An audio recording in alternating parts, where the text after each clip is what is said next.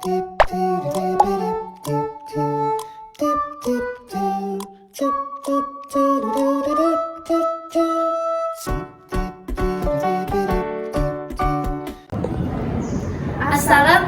warahmatullahi wabarakatuh. Halo semuanya, kami dari kelompok 15 akan membuat video konseling dengan pendekatan sa'adah, mutawazunah dan fitrah dengan judul Menemukan Kembali Arah Hidup. Saya Maulinda Mulyadinata sebagai konselor dan saya Bida Rafiqah sebagai klien. Baik, mari saksikan video kami. Selamat menonton. Assalamualaikum. Waalaikumsalam.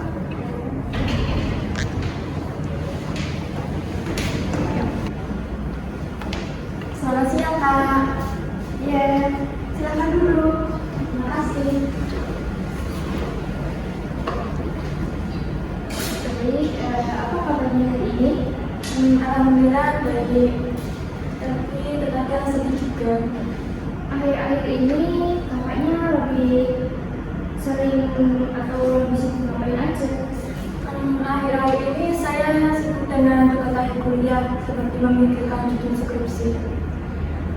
Tadi kesini sendiri atau diantar keluarga atau aja?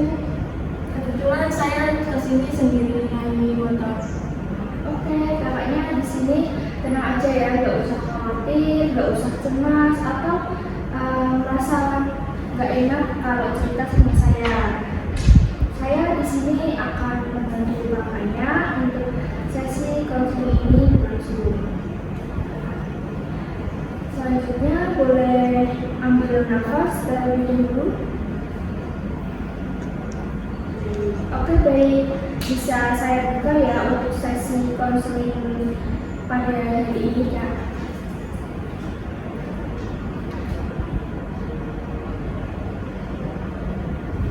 Ceritakan saja kakaknya akhir-akhir ini apa yang sedang dirasakan? Saya merasa capek, bukan cuma fisik, tapi pikiran juga. Rasanya seperti kehilangan arah. Terima kasih sudah mau terbuka. Kita bicarakan pelan-pelan saja, tidak perlu terburu-buru ya kakak. Kalau boleh tahu sejak kapan kakaknya punya perasaan itu? Mungkin sudah beberapa bulan ini. Tugas kuliah makin banyak, orang tua juga mempunyai harapan besar terhadap saya. Saya jadi takut tidak bisa memenuhi harapan itu. Ketika rasa itu datang, biasanya respon kakak bagaimana? Saya jadi menunda-nunda pekerjaan, akhirnya tugasnya menjadi menumpuk dan saya semakin stres.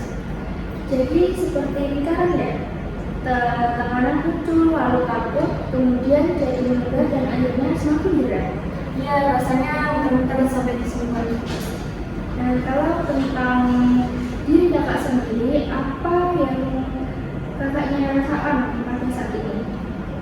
Saya jadi merasa kurang, seperti tidak sebagai orang lain, sering banget membandingkan diri saya dengan orang lain atau teman. Itu pasti melelahkan, merasa tertinggal dan tidak cukup. Iya, sampai saya sering mikir, sebenarnya saya ini mau kemana sih? Nah, saya ingin mengajak kakaknya melihat dari sudut pandang yang sedikit berbeda. Dalam diri setiap orang ada yang namanya fitrah, yaitu potensi dasar yang Allah berikan sejak awal. Fitrah itu seperti bakat ya? Sebagian iya, tetapi lebih luas dari itu, fitrah itu termasuk kecenderungan untuk mencintai kebaikan, mencari makna hidup, dan ingin dekat dengan Allah. Tapi kenapa saya merasa justru itu malah semakin jauh? Karena fitrah itu biasanya tertutup, bukan hilang, tertutup oleh tekanan, rasa takut, atau hal yang kita sering alami. Jadi sebenarnya masih ada. Tentu masih ada. Coba kamu ingat terlebih dahulu apa yang membuat kakaknya itu semangat. Saya dulu suka belajar, punya keinginan untuk membanggakan orang tua saya. Sekarang Kakaknya mengingat itu, apa yang kakak rasakan? Sedih sih, tapi di sisi lain seperti ada sedikit semangat yang muncul lagi. Nah, itu tanda bahwa fitrahmu belum hilang. Kita hanya perlu membukanya kembali.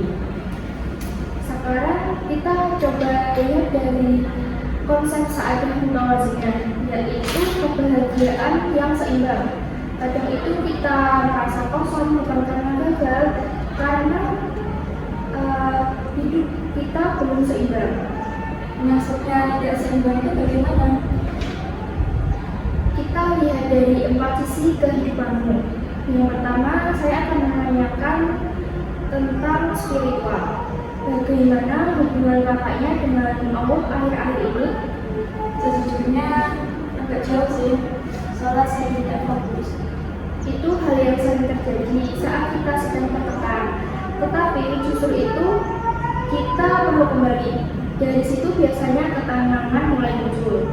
Yang kedua, saya ingin menanyakan tentang emosional. Perasaan apa yang paling sering muncul? Saya merasa cemas dan takut. Tidak apa-apa.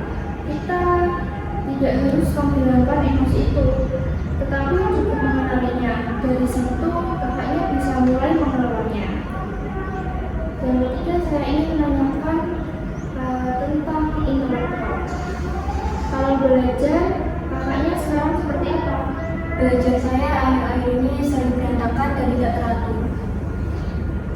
Coba mulai dari hal kecil, tidak perlu langsung sempurna. Misalnya buat target harian yang sederhana tapi konsisten. Baik, yang terakhir saya akan bertanya mengenai sosial. Kakaknya biasanya punya tempat untuk bercerita atau tidak? Untuk tempat bercerita jarang sih, saya sering memendamnya sendiri. Nah, coba kakaknya berbagi dengan orang yang bisa kakaknya percaya, yang bisa sangat membantu. Tidak harus banyak, cukup 1 atau 2 orang pun tidak apa-apa.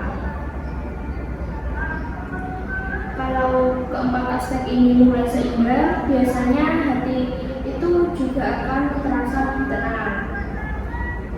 Berarti kebahagiaan itu bukan cuma soal berhasil atau tidak ya? Betul, bukan hanya hasil, tapi bagaimana kita menjalani prosesnya. Satu hal yang perlu kakaknya ingat, kakaknya tidak perlu kehilangan arah. Hanya sedang lelah dan butuh waktu untuk kembali ke diri kakak sendiri.